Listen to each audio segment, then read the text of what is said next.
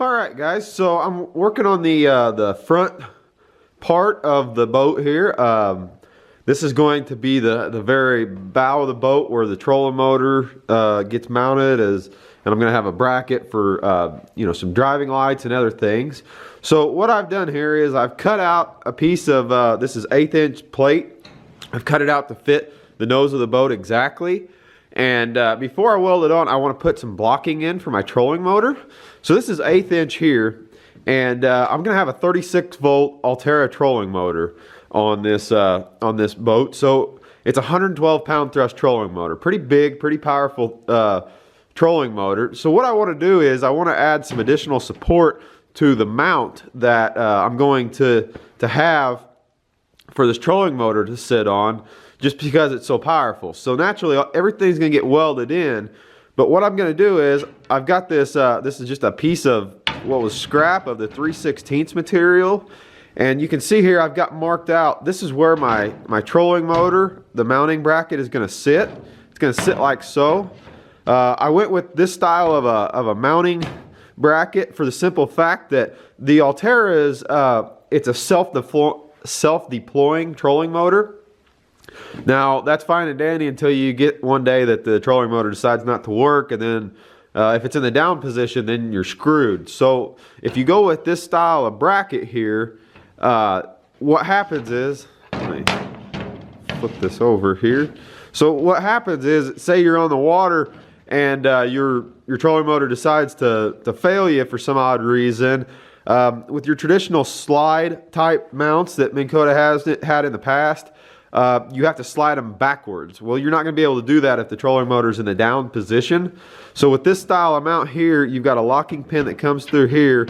If ever that happens, then you simply just take and you can pull that pin. This would be the trolling motor, and you can lift that trolling motor out of the boat and, you know, repair it at another time, but at least it'll get you back to the ramp. So going with this style of mount, so this is the part here that actually will mount to the boat.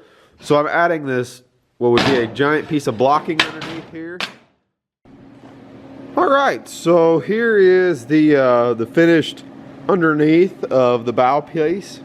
You can see I've added in a piece up front here just to keep the thing nice and straight, as well as two cross supports, just because that's such an open area. Probably not going to be doing a lot of standing up there, but at the same time, I got the material, I might as well reinforce it. So anyway, that's what she looks like underneath. Trolling motor plate, all my bracing. Let the sucker cool down, and then we'll go ahead and we'll get it up on top of the boat and we'll start burning it in there. All right, so just a little tip here. I'm welding up the bottom drain hole on my smaller front live well today, and what I've got is this piece of pipe here is what's going to be used as my drain. It's going to be welded inside here. It's going to stick out like a nipple, and then I'm going to clamp drain pipe on it and then drain it out of the boat. Now I still need to plug it whenever it's in use, so I'm going through and I'm using these boat plugs is what I'm going to use. Now whenever you're welding this pipe, especially this thinner pipe, and naturally this has to be a watertight seal, you put some heat to it, and aluminum especially will want to bubble on the inside. It'll want to make a bubble on the inside. Focus. It'll want to bubble on the inside there, and if you get that big bubble, you got to go in and grind it out, and it's just a pain because naturally I have to get my plug in there. So one trick to remedy that is if you take a plug of some sort. This happens to be just a broomstick.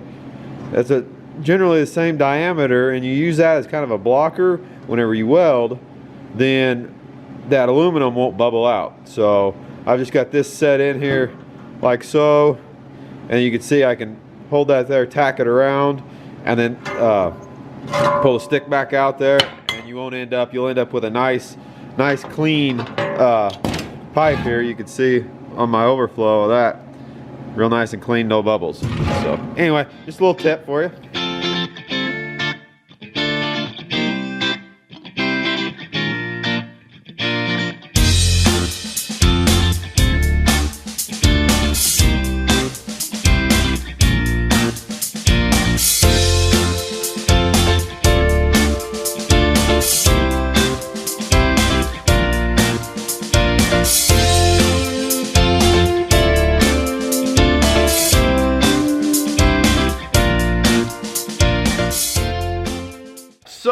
I got the majority of my main framing done here.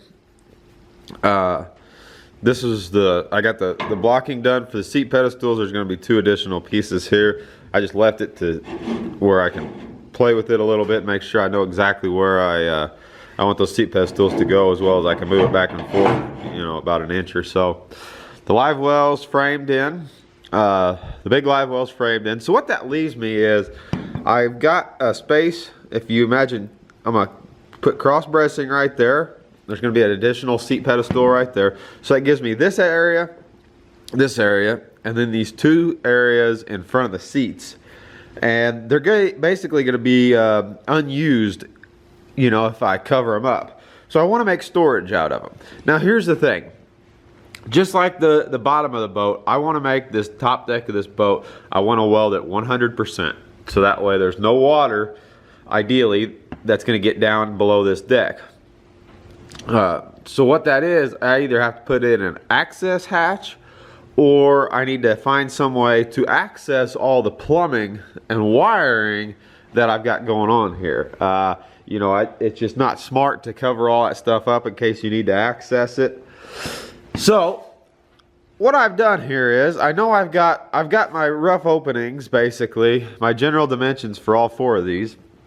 So what I'm going to do is, instead of welding in plastic, or welding in rather aluminum boxes, I went to Walmart and a couple of hardware stores, and I bought myself an array of these plastic totes and baskets and garbage cans and this flexible looking thingy. So what I did was I had my rough openings, and I went to the store with a tape measure and I started measuring up stuff, and I bought several options here that were close to the dimensions that I have in the front deck. So now what I'm going to do is, now I'm going to go ahead and I'm going to sit here and I'm going to play with these different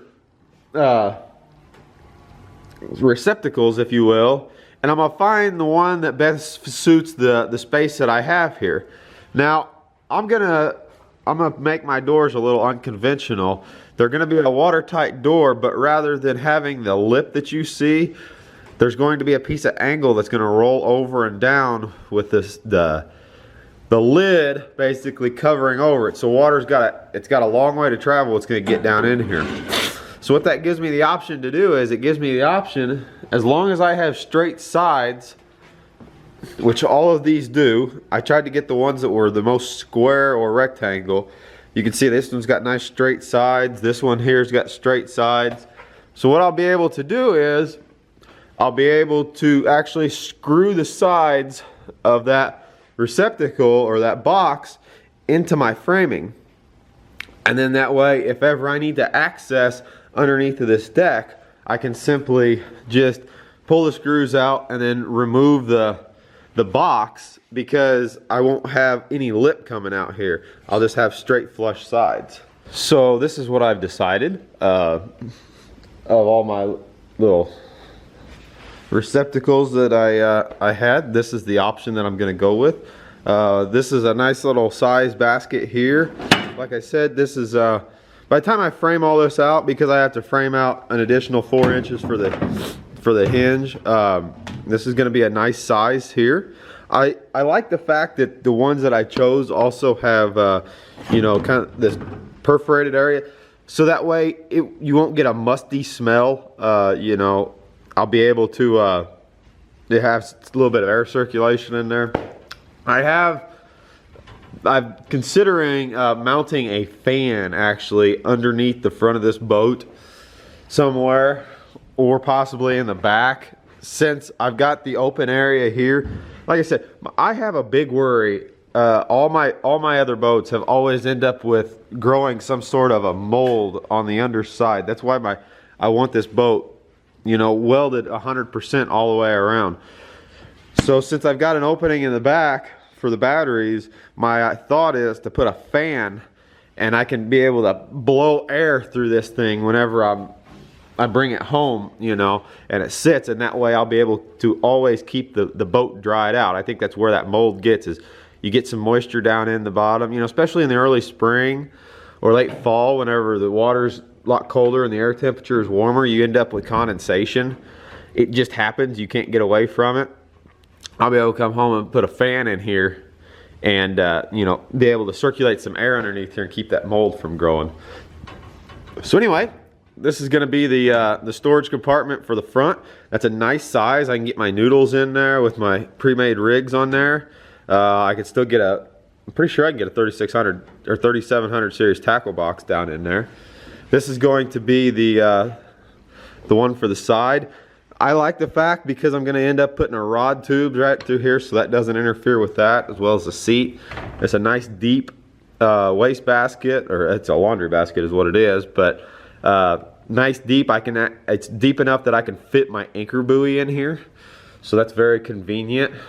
So one other thing I think I forgot to mention in the last clip was this area right here, which you can imagine that the deck is actually going to start right here. So there's going to be about a foot area right there that I'm going to put one more box. That's going to be an anchor box, and it's going to be I'm going to actually build an aluminum box for that.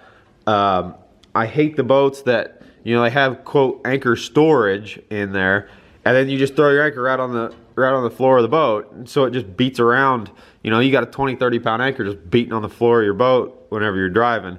So I'm actually going to build a box out of aluminum, and I'm going to throw some horse mats in it and line it with rubber. So it's going to be a rubber lined box that I'll be able to throw my my anchor.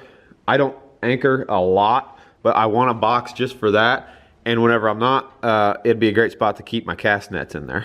So anyway, that's that. Now that I've got my dimensions for my boxes, now I can continue with the framing, and boy, it won't be too awful long. We'll have this whole up front deck framed out, and we'll be ready to start sheeting it.